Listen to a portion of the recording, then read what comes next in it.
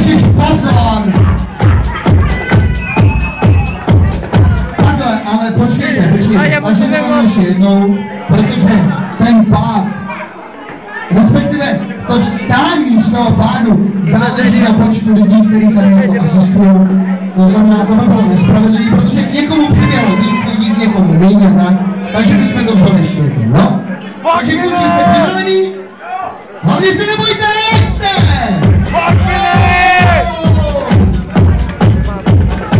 Jedou, jede, a vemte to ještě jednou, vemte to ještě jednou.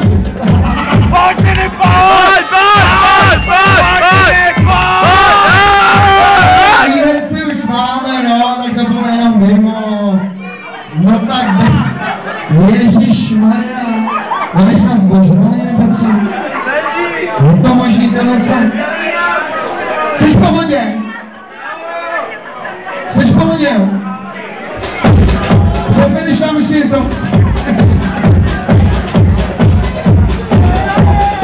No ne, tak výherce máme, no to je logický, prosím, potlesk tady! Pro pána číslo 1, ale bylo to výborný. Kluci, chcete si dát nějakou exibiční ještě? Jo? Jo, už 608 dáme, jo? Už jako konec? Ježišmarja. Pustíte ještě exibiční kousek. Ježiš. No to je. Takhle přesně ráme a skáče. Po takovým letahujeme tady. Když se mi se hodně na tohletu. Přesně takhle běžím, ano. A moje máma říká, kam běžíš? A já no, mladej. A tak to bude striptease. Možná to bude takhle exibiční striptease, máš, jo? Jo, nebo ne?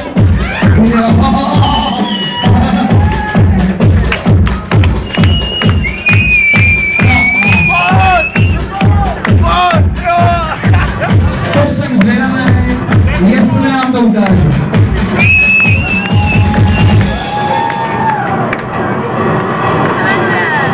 Počkej, budeš na to, jo? No ne, tak ukážte. Hodně chcete to vidět, ne? No ne, já nejsem holka, ale chtěl bych to vidět. A teď kdo mám moc říct správně, hele,